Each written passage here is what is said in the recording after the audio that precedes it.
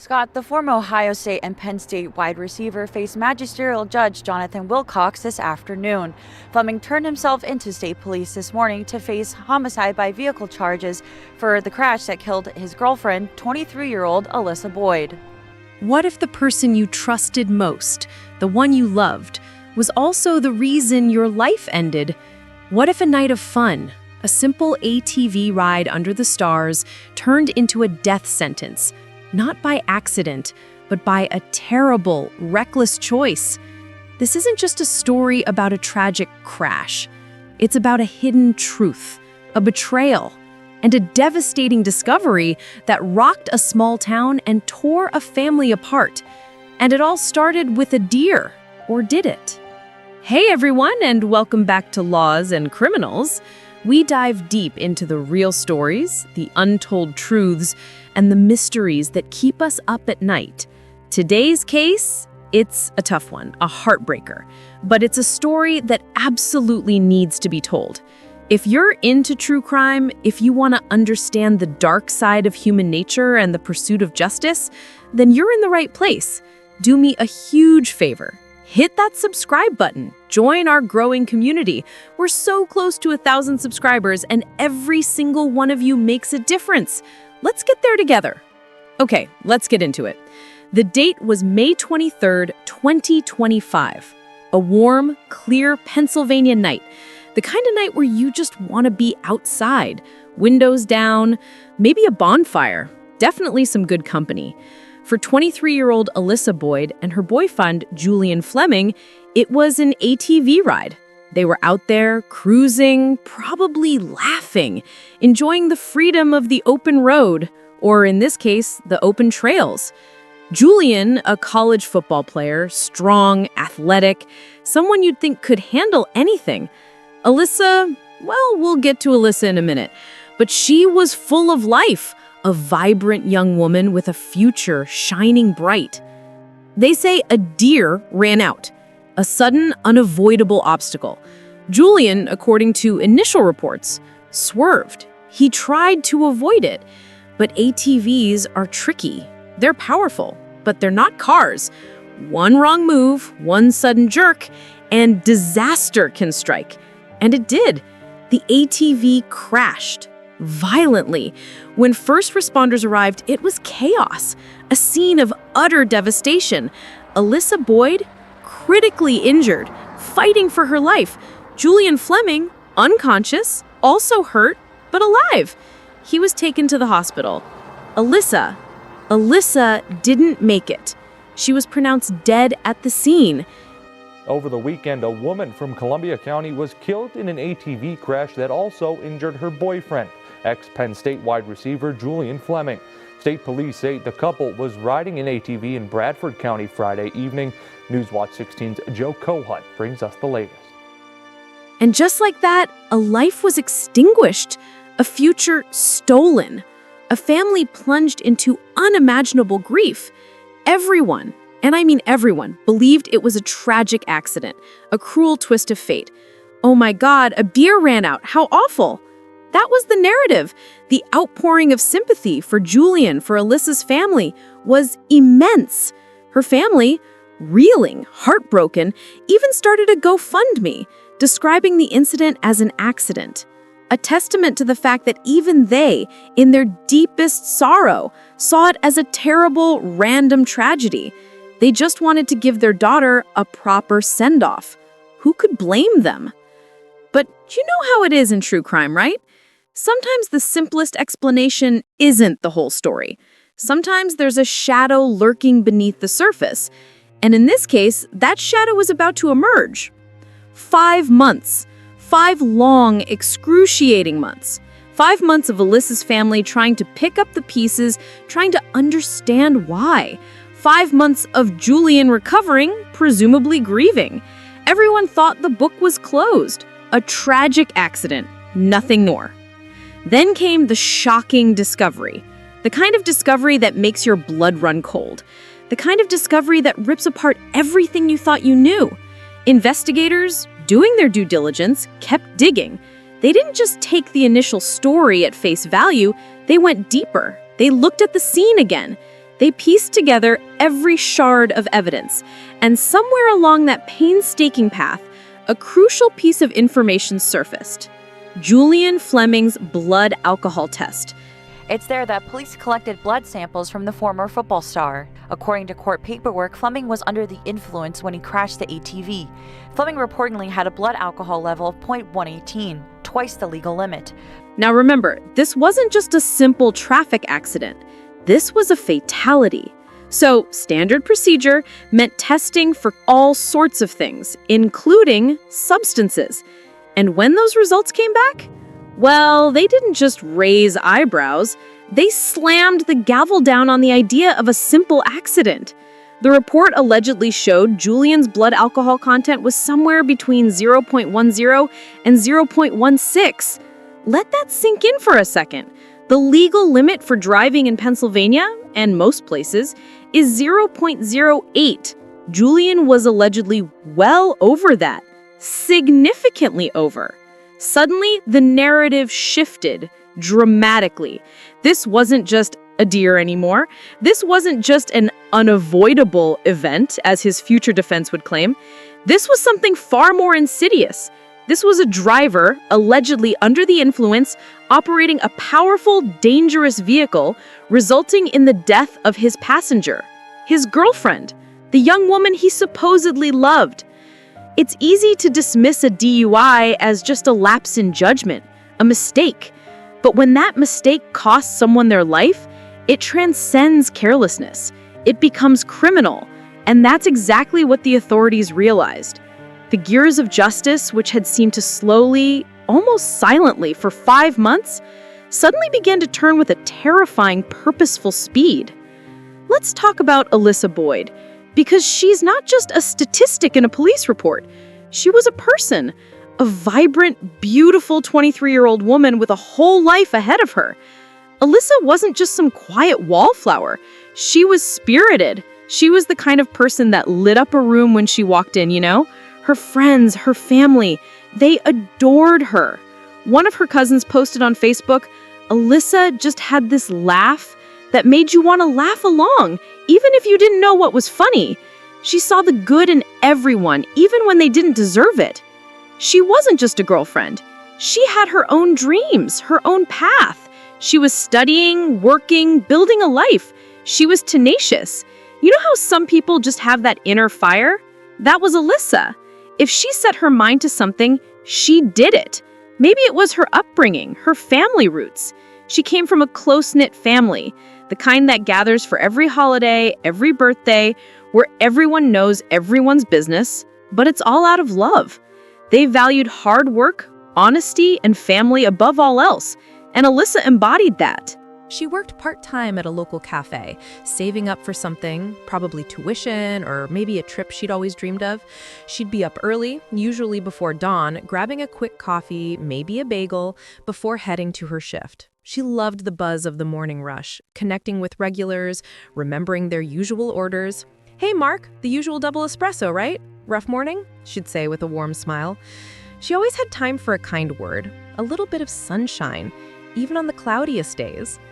Her struggles, like anyone her age, probably revolved around figuring out her future, navigating relationships, the usual quarter-life crises. But she approached them with a resilience that impressed everyone. She wasn't afraid to admit when things were tough, but she'd never let them break her. She'd lean on her friends, her sister, her mom. They were her rock. "You got this, Lies," her best friend probably texted her 100 times. And she believed it. She believed in herself, and she believed in the good in people. Maybe too much, some might say. Her hopes? She had so many. To graduate, to travel the world, to make a difference. She had this dream of working with underprivileged kids, maybe becoming a teacher or a social worker. She saw injustice, and she wanted to fix it. She had this fierce sense of fairness, always standing up for the underdog. That's why this whole situation, the way her life ended, is so incredibly unfair. She deserved so much more than to have her story cut short, her dreams shattered because of someone else's alleged recklessness. Her daily routine was a mix of classes, work, and spending time with loved ones.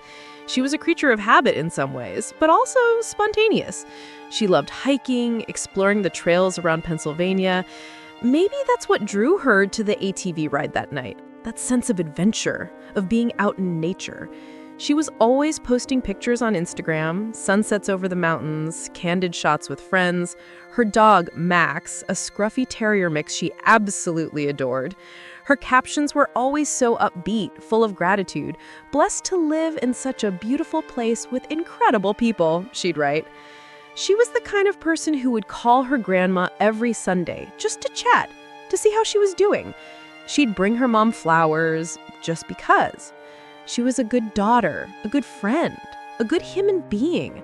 And that's why her death and the circumstances around it hit so incredibly hard. It wasn't just a tragedy, it was an injustice. And that's where our story truly begins to twist. The initial grief for a tragic accident slowly began to morph into something else. A simmering anger, a demand for accountability. Because once that blood alcohol report came back, everything changed. The deer was no longer the sole villain. It's easy to judge from the outside, isn't it? To say, how could he? But imagine being in the shoes of Alyssa's family. 5 months of tears, of trying to accept the accident, and then, bam, this revelation that Julian, the boyfriend, the survivor, was allegedly drunk. It changes everything. It reframes the entire narrative. The grief, already unbearable, now has a sharp edge of anger, of betrayal. It makes you ask, was she just a passenger? Or was she, in a tragic twist, a victim of someone else's dangerous choice? The police, armed with this crucial piece of evidence, didn't waste any time. The investigative breakthrough, that single lab report, unlocked the entire case. It transformed a heartbreaking incident into a potential crime. And that, my friends, is when the real hunt for justice began. A statement: Julian had surrendered to the police. He was released after posting a $75,000 bond. His attorney told NBC News that Julian had been cooperating, even submitting to that blood alcohol test, which, as we now know, allegedly came back at 0.18. Wait, 0.18? Earlier, the transcript mentioned between 0.10 and 0.16. This discrepancy highlights just how messy these cases can get and how the details can shift. But let's stick to what was established in the initial reports from the charges, between 0.10 and 0.16. Still, significantly over the legal limit of 0.08. His lawyer continued, "A deer ran into the roadway. They were both knocked unconscious. When he came to, she wasn't breathing. He was traumatized." And then the quote that truly got under my skin: "Regardless of whether there was alcohol involved or there wasn't alcohol involved, this was an unavoidable event. He hasn't done anything wrong. He hadn't operated the ATV in an unlawful manner. He hadn't done anything wrong when this deer ran into the roadway." Unavoidable? Really? As criminal defense attorney John Day, who we heard from earlier, pointed out, when you introduce alcohol into the equation, especially at that level, the word unavoidable starts to sound like a desperate attempt at deflection. Was it unavoidable to get on an ATV after allegedly consuming alcohol? Was it unavoidable not to wear protective gear? These are the questions that prosecutors and ultimately a jury will be asking. The evidence against Julian, at least what's public, seems pretty damning. The core of it, that blood alcohol test, is the linchpin. It transforms the narrative from a freak accident into a preventable tragedy, a result of alleged impaired judgment. And in the eyes of the law, that makes all the difference. It's a harsh reality, isn't it? That a night that began with so much promise, with 2 young people enjoying themselves, could end with one dead and the other facing decades in prison. And it all hinges on a few crucial choices made that night. Choices, the prosecution will argue, that were directly influenced by alcohol. Think about it. We've all made mistakes. We've all pushed boundaries. But there's a line, isn't there? A line between a youthful indiscretion and a decision that has irreversible, devastating consequences. When does a night of fun turn into something else entirely? When does a just a few drinks turn into a life sentence, not just for the person making the choice, but for the innocent life it takes? John Day, the criminal defense attorney, didn't pull any punches.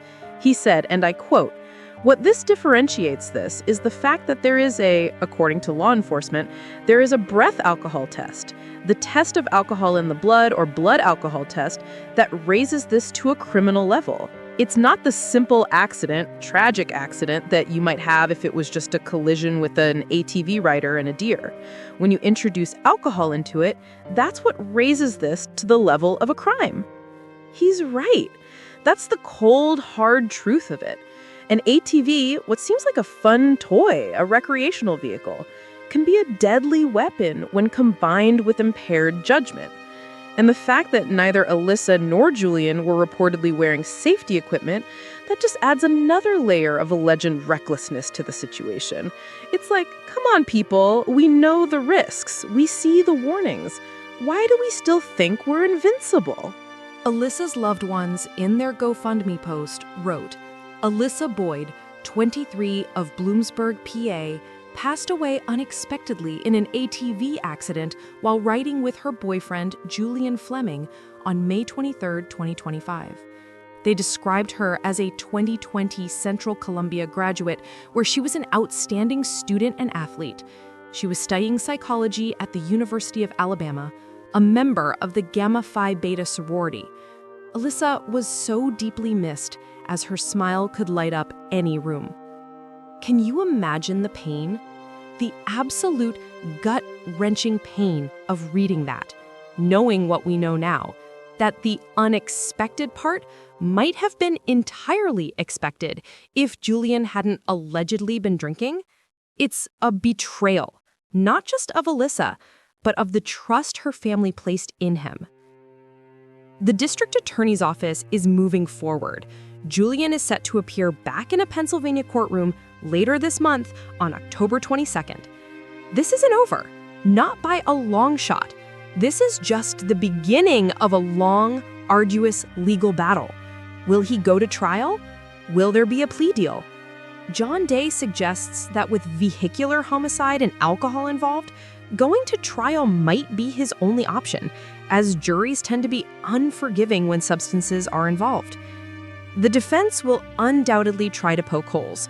They'll question the chain of custody for the blood sample, the accuracy of the tests, the qualifications of those who performed them. They'll argue that the deer was the unavoidable cause, regardless of alcohol. But how much can you argue against a blood alcohol level that's allegedly twice the legal limit? How much can you justify alleged recklessness when an innocent life is lost? It's a stark reminder, folks. A brutal, painful reminder of the choices we make and the profound impact those choices can have, not just on our own lives, but on the lives of everyone around us, especially when those choices involve getting behind the wheel or on an ATV after drinking. Because when you do that, you're not just risking your own life, you're risking everyone else's. This story, as heartbreaking as it is a cautionary tale. It's a story about responsibility, accountability, and the ripple effect of one person's alleged actions. It's about a young woman whose bright future was stolen and a community left grappling with a tragedy that should never have happened. What do you think? Do the charges fit the crime? Is unavoidable event a fair defense? Let me know your thoughts in the comments below. And if this story resonated with you, if it made you think, please give this video a like and share it with someone who needs to hear this message. And again, if you haven't already, hit that subscribe button. We're building something special here, a community that seeks truth and champions justice. Join us, and let's keep these important conversations going. Until next time, stay safe, stay vigilant, and never stop questioning.